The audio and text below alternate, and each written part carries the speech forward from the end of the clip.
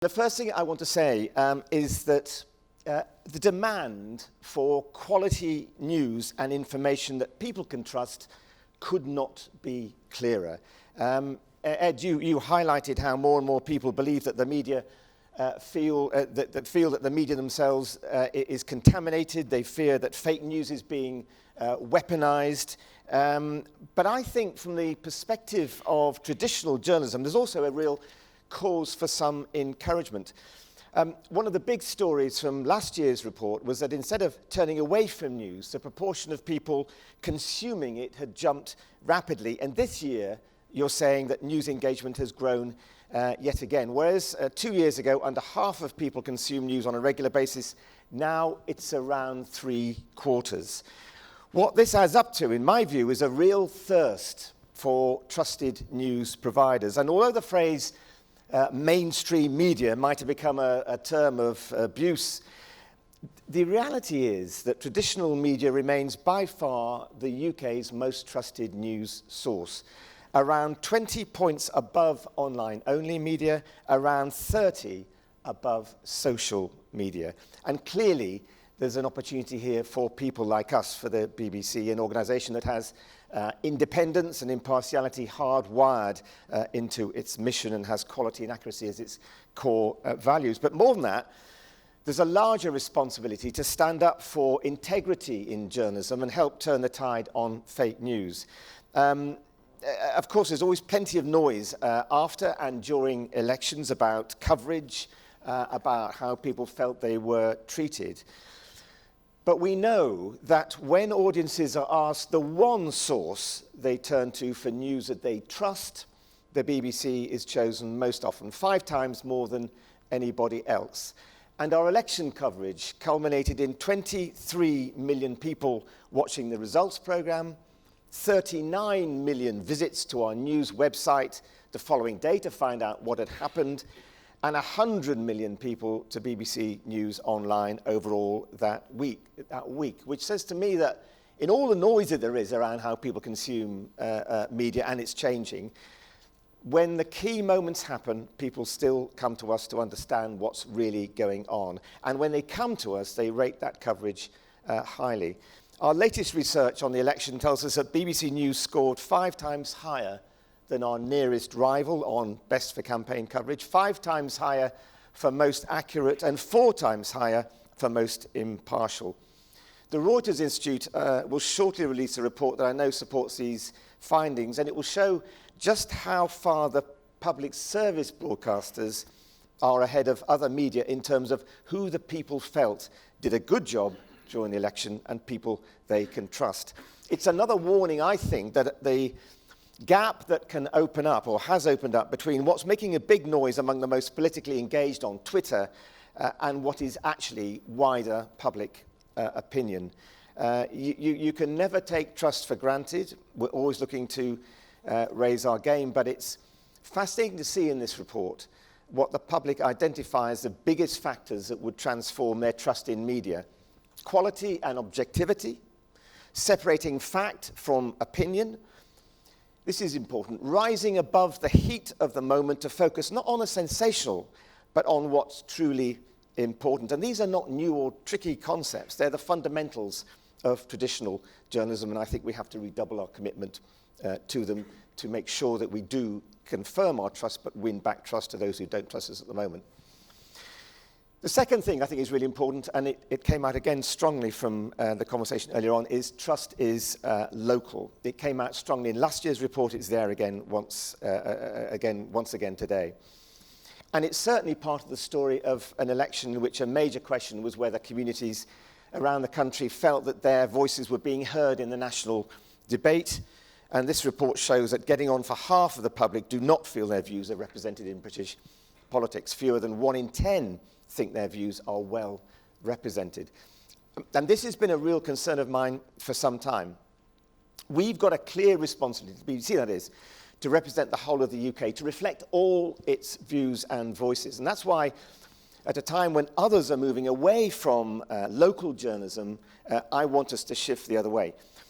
We know what effect commercial pressures have had on local newspapers. In the last decade, we've seen circulation has halved, titles have merged or folded.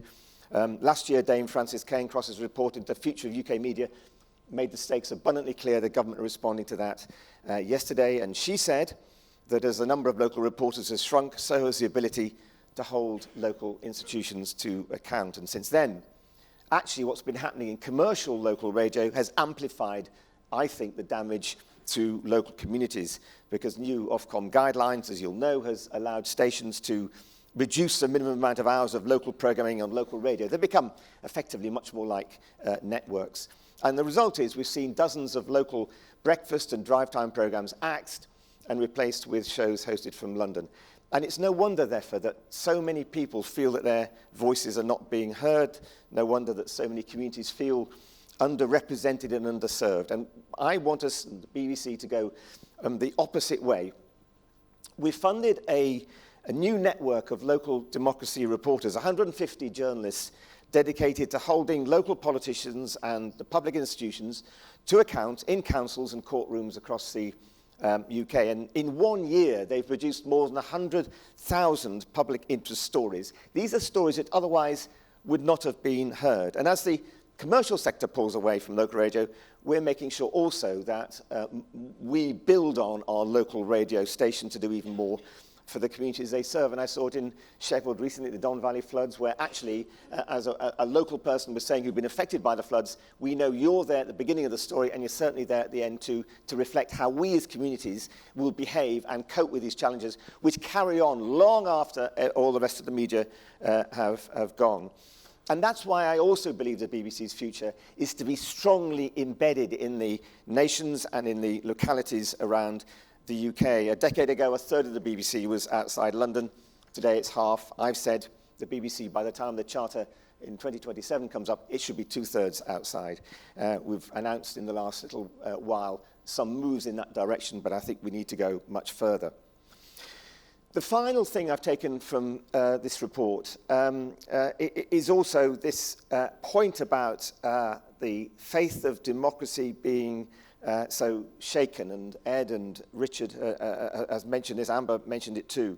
And I think this need for trustworthy news information, reaching out to local communities, is so important. A democracy that cannot rely on access to the truth is no democracy at all. And a democracy that fails to represent the views of all the people it serves and to be accountable to them at every level is a democracy profoundly weakened. And what I take from this is a reinforcement in the need for the BBC and its public service mission that has never been greater. So rather than seeming less important in the future, I believe our mission is even more important. And by the way, not just in the UK, but globally too. If Britain is to be truly now global in its outlook, then the BBC, through the World Service, reaching 426 million people a week, has an important part to play in that, to help bind the nation together, but also to talk truth to the world. Finally, in this report, we've heard so much about ethics. And I was interested a little while ago, I was lucky enough to be interviewing for the European Broadcasting Union, the boss of Spotify, who said something which just caught me, when he suddenly turned around and said, do you know, I believe that in the next 30 years, only companies that are ethical will survive. And I think that's what you're also getting through this report today. And I just want to say that in the debate about trust in journalism, a number of things which are quite traditional and rather fundamental, and the social media companies could learn from this, have not actually changed. When I arrived in the BBC, and thanks for reminding me how long ago that was as a news trainee, I always go silent on the actual date. My first beat was to be in Belfast in Northern Ireland in the Troubles, in the heat of the Troubles. And I don't need to tell any of you what a furiously difficult environment that was. You had to keep a clear eye, not just on the emotions, on the opinions, the violently competing personalities that came and perspectives that came from all sides, but on the facts on the ground. And the big truth for me from that was just how precious truth is. And today the world, as Amber was suggesting, seems to be drifting towards an acceptance of partisanship in news, of the idea that truth is contested territory. And we need to pull this up short. We need to show that truth and trust in news is high ground, and it's a high ground we'll never be prepared to abandon. Thank you.